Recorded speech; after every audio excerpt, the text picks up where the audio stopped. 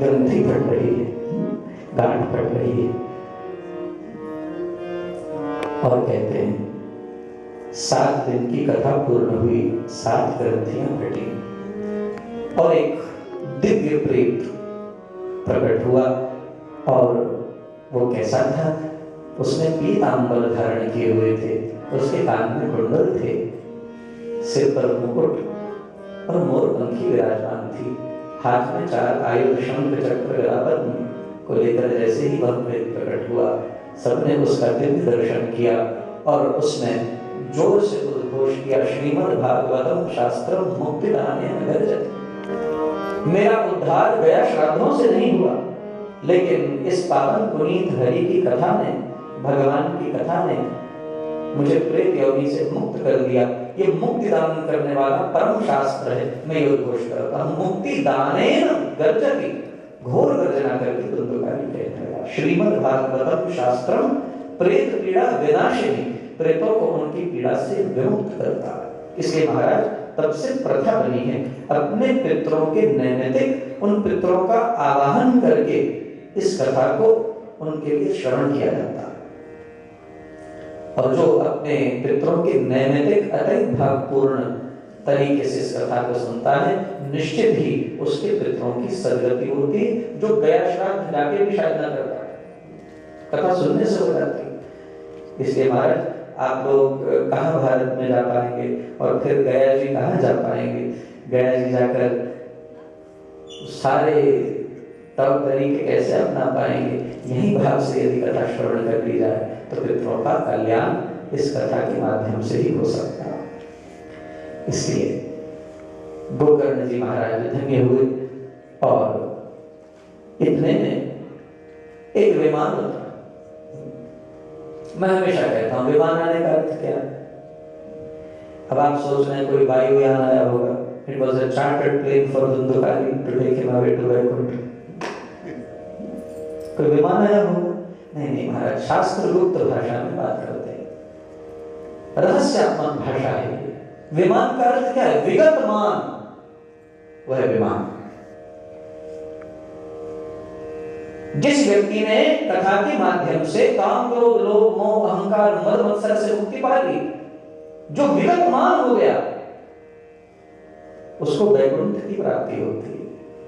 वो विमान आपको वैकुंठ लेकर जाता है। वैकुंठ का अर्थ क्या है? जिस हृदय में कोई कुंठा न हो, उसे क्या बोलते हैं? वैकुंठ। आपके हृदय में कुंठाएं समाप्त हो जाए तो आपका हृदय क्या बन गया? वैकुंठ। और भगवान उस वैकुंठ में रहने लगेंगे। मद्भक्ता यत्र गायन्ति तत्र तिष्ठामि नारद, मैं वहीं रहता हूं। उस हृदय में जिसको आप वैकुंठ बना लेते हैं, जिसमें कुंठाएं समाप्त हो गई हैं महाराज, उसका एक प्रीरेक्विजिट है विगतमान होना। जब विगतमान हो गया वो वैकुंठ की प्राप्ति कर लेता है। और फिर यहाँ पर विमान आया केवल दुंदुकारी के लिए। गोकर्ण जी महाराज ने कहा ये तो बिल्कुल गलत है, कथा तो सबने सुनी, फिर केवल दुंदुकारी के लिए विमान क्यों आया? हम सब के लिए विमान क्यों नहीं आया? जो देवलोक के पार्षद थे उन्होंने कहा महाराज सबके लिए विमान इसलिए नहीं आया क्योंकि श्रवणस्य विभेदेन फलभेदोक्त संस्कृता। सुनने में अंतर है। एक रोगी है, उसके सुनने में अंतर है महाराज। वो रोगग्रस्त है, वो कथा को औषधि समझ के श्रवण करता है। एक कुतूहल से आता, आकर बैठ गया, कैसा बोला जा रहा है, मंदिर में कैसा आयोजन किया, ये देखने के लिए आए। अब श्रवण से विभेद है, श्रवण में भेद है, सुनने में अंतर।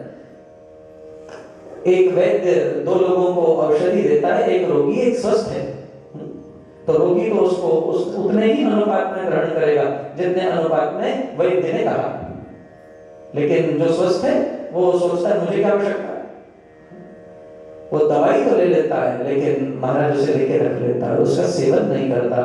और इस कथा को तो सदा सेव्या श्रीमद् भागवती कथा, इसको तो सदा सेवन करना चाहिए। और कब तक करना चाहिए? पिबतम भागवतम रस आलयम, कब तक? बोले मृत्यु पर्यंतम। जब तक मृत्यु नहीं होती तब तक कैसे सुनते हो। और इस कथा के माध्यम से एक न एक दिन यह रसायन आपके भीतर जाकर आपका उद्धार अवश्य में करेगा, इसमें कोई संदेह नहीं। लेकिन सुनता रहे प्राणी। देव पार्षदों ने कहा महाराज सुना तो सबने, लेकिन सुनने सुनने में भेद था। जिस भावना से धुंधुकारी ने सुना उस भावना से सबने नहीं सुना। अब आप देखें कुछ लोग कथा के यजमान बनते हैं, कथा का आयोजन करते हैं, वो कितनी भावना से सुनते हैं। और जो सहज आकर साधक रूपेण बैठे हुए हैं उनमें भावना है, इसमें कोई संदेह नहीं है कि उनमें भावना नहीं है, लेकिन दोनों की भावनाओं में अंतर तो होगा ना। अध्यापक के आगे विद्यार्थी सभी वही है, लेकिन उसकी सदशिक्षाओं से एक उत्तीर्ण होता है, एक पास होता है और कुछ फेल हो जाते हैं। उसकी पढ़ाने में कोई कमी नहीं थी। इस कक्षा में सबके लिए एक बराबर बोला जा रहा है, लेकिन श्रवणस्य विभेदे, श्रवण का भेद तो रहेगा और वो भावना से प्रबल होता है। इसलिए ध्यान देना, सुनने सुनने में अंतर है। पार्षदों ने कहा, भागवत जी में मंत्र लिखा, बड़ा सुंदर मंत्र, ध्यान से सुनिएगा। संदिग्धो हि हतो मंत्रो वयग्रचित्तो हतो जपः अवैष्णवो हतो देशो हतं श्राद्धं पौत्रकम्। संदिग्धो हि हतो मंत्रो, यदि आपके हृदय में शंका है, कोई डाउट है और आप मंत्र जाप करते हैं, संदिग्धो हि हतो मंत्रो, उस मंत्र का फल नहीं मिलता। इसलिए संशय विमुक्त होकर जाप करना चाहिए। संदिग्धो हि हतो मंत्रो, शंका होने से मंत्र का फल नहीं मिलता। वयग्रचित्तो हतो जपः, आपका चित्त व्यग्र हो, आपका मन चंचल हो और आप जाप कर रहे हैं, चंचल चित्त से जाप विनष्ट हो जाता।